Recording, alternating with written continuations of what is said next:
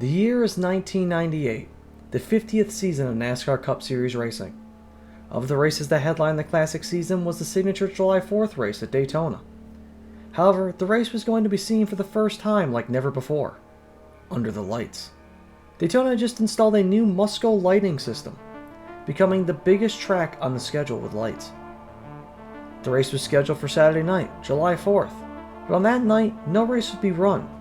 The Daytona International Speedway sat silent. The only thing lighting up the night sky was the distant glow of raging wildfires eating through the forestry of Volusia County.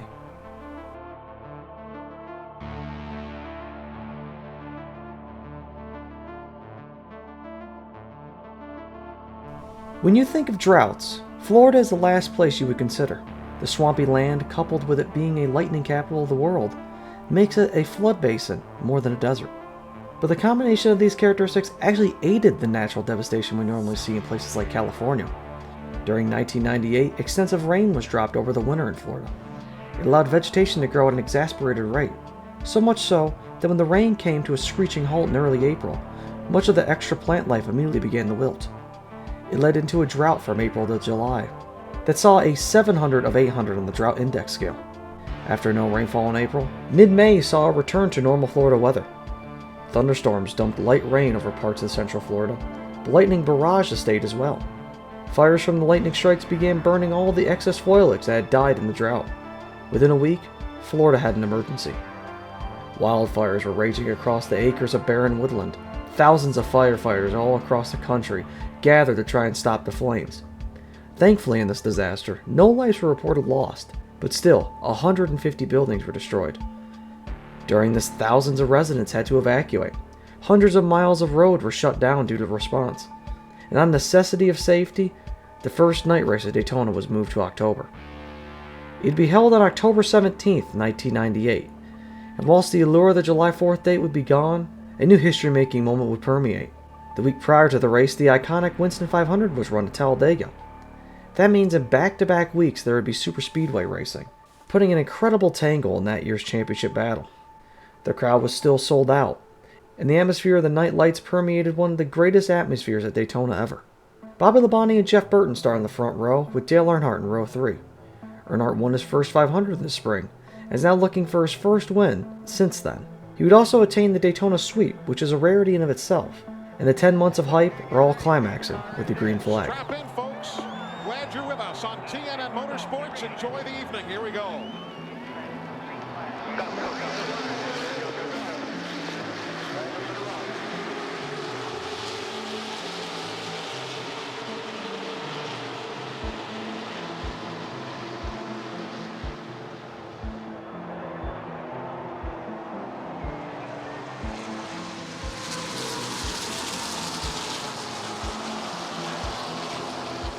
Immediately, Dale, Jarrett, and Earnhardt clear to the front on lap 1. The outside line immediately seems to be weak, and Earnhardt charges to the lead on the backstretch. The man in black leads lap 2 and establishes his 3 car out front. Bobby Labonte, in an uncharacteristically black car, whips it to the high side, and then Gordon ducks under park, and he kicks up dirt on the backstretch. The top 7 cars begin to separate, and Derek Cope charges past Jeff Gordon. Soon, Kenny Irwin in the 28 is shuffled back, but quickly the best highline run of the night is built. Skinner soon is consumed, but the progress is halted by Derek Cope peeking out to go 3 wide. Wally Dallenbach soon loses his left front tire and has to limp back on the pit road. He comes back out and is caught by the furious front pack. Bobby Labonte, who has been having radio issues, finds what the problem is. His son Tyler had picked up a secondary radio and was playing with it. Soon after that, the caution is out, and it's for rain. What was craved by Daytona for so long is now being willed away by the drivers and crowd. Thankfully, for the sake of the race, the shower is short-lived, and we go back green. Wally Dallenbach runs full throttle through the field, and he slots in behind teammate Jeff Gordon, and then gets filed back. Earnhardt still holds strong at the front, and while he's out there, Wally's crew chief is reported to have broken his leg after he fell off the pit wall. He's being transported to the local hospital, and the field now gets single file, and Steve Park is filed back. Earnhardt pulls 5 cars away and holds easy command over the quartet behind him. Jeff Gordon leads a second charge, trying to desperately reel them back in. Billy Standridge soon slows on the track, as he might have lost a tire. Steve Park off of turn 4 has a remarkable save under Mark Martin, but falls to 33rd. Passing by lap 30, disaster strikes. 43 started. 42 left. We have problems on the back straightaway. Down the back stretch. See Johnny Benson in the 26. Hutch Strickland in the 55. Bickle in the 98. Green in the 46. Caution. Various cars are destroyed. Jeff Bodine is totaled. Kevin LePage is on fire. Michael Waltrip is shredded, and Jeff Green is done. Rich Bickle is another one with damage in for service. And Rusty Wallace now has the lead and is trying to finally claim his first restrictor plate win. The wreck started with what appears to be Kevin LePage overcorrecting and collecting Waltrip. The race restarts with just under a quarter of it completed. Wallace holds a strong lead in front of Labonte and Earnhardt, and Dahlback gets shuffled way back through the field. Eventually, with help from Dale Jarrett, Earnhardt reclaims his lead. Gordon and Mike Skinner push by as Jeff has a moment racing for the second place position, and Dale Jarrett is filed to the lead and commanding the two lanes. Eventually, the top three break away from the pack, and they race toward the 150-mile mark. Soon, Earnhardt gets inhaled by the field, and now only has 2 cars clear by the pack. Earnhardt gets back clear of his teammate, and chases down the lone 2 at the front. The field after that finally starts to single file out and group all back together. During the green flag run, it's apparently reported that Kevin LePage, when he dove from his car, broke his shoulder blade and is getting x-rays for confirmation. Back on track, Ricky Craven makes a charge to 4th, running replacement for Ernie Irvin, who got out under the caution for rain. With 96 to go, Derek Cope is slowed, and his great run now has come to an end. With 87 to go, Schrader passes Earnhardt as they approach halfway.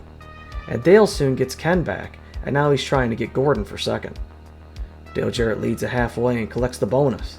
And 2 laps later, both Earnhardt and Gordon shove past Jarrett, and Schrader moves back to the 4th place position. As they approach 70 to go, the Rainbow Warrior finally takes the lead from Earnhardt, getting help from his old teammate Ken Schrader. They run 1-2 now as Dale Earnhardt rides behind them waiting for pit stops. The cars in front of him come in first, and service their cars under the green flag. Gordon stops for 4 tires and fuel and has a 19.5 second stop. The Dales now lap Gordon, and the others are hoping for a caution. It's now reported that Earnhardt and Jarrett are now saving gas. They're trying to one-stop the race from the last caution, whilst the others have already committed to a 2-stop strategy. Dale Earnhardt finally pits, but going out the pit lane hits a tire, in effect ending his competitive night. Jerry Mayfield now has found the lead, but the pit cycle is not over. As the cycle continues on and the Aflac trivia question is asked, Dan Partis pulverizes his car. During the pit stop, Earnhardt's crew tries desperately to repair his car. And through the caution, it cycles Kenny Irwin Jr. to the lead. The race restarts. Irwin fights now with Schrader and Jeff Burton, and they are double file for the lead with 47 to go. Mayfield and Gordon get close down the backstretch, and Jarrett pushes him by. With roughly 40 laps to go, Gordon stalks Irwin, and finally gets under the 28. Irwin gets shuffled back, and now Gordon leads the pack. Soon the caution comes out for rain, and now with 36 to go, the race could be under risk of ending. The rain appears to be coming down hard now, and Earnhardt, with nothing to lose, is repairing the car, taking advantage of the situation. The rain stops, thankfully, and the race goes back green with 32 to go. Jimmy Spencer almost causes an enormous crash with 30 to go, but everybody saves it. And under 20 to go, a caution flies for another large crash on the backstretch. Many cars are involved now as Chad Little turns Kenny Irwin Jr. After the cleanup, the race restarts with 13 to go. The field with 12 laps to go scatters as Dale Jarrett from second blows a tire and is evading the field. 10 laps left in the field is the tightest it's been. Earnhardt is pushing hard to get back up to the front, as teammate Mike Skinner is trying desperately to get past Mayfield. With 7 to go, caution comes out again for rain. And now with 6 laps left, the race may be coming to an end. The rain once again subsides, and now with 3 laps to go, it's a shootout to the finish. Mayfield stalks Gordon as the top 4 break away. 2 laps left now, and no moves at the front. Earnhardt is down on the apron and makes an impressive move through the field. White flag, and Mayfield is trying everything he can. He almost gets hooked, and now Skinner goes to the high side. They're double file behind Gordon off of turn 2, and now Bobby goes 3 wide. He makes a hellacious charge, but Jeff Gordon wins as Chad Little incinerates the inside wall. 3 wide into turn 3. Bobby Labonte looked like he has the car to beat. Bobby Labonte is there. Out of 4, they're coming to the checkers. Trouble in the back of the pack. The lead and the win. Gordon, for the 11th time, he wins. Chad Little taps the wall as he broke out of traffic near the back of the field. The 40th career victory and the 11th win of 1998 goes Jeff Gordon and the Rainbow Warriors. It is win number 11 for Jeff Gordon, and puts him one step closer to the modern era record of 13 wins. Chad Little gets out with a limp, and with that, the first night race at Daytona is over. And what a show it was.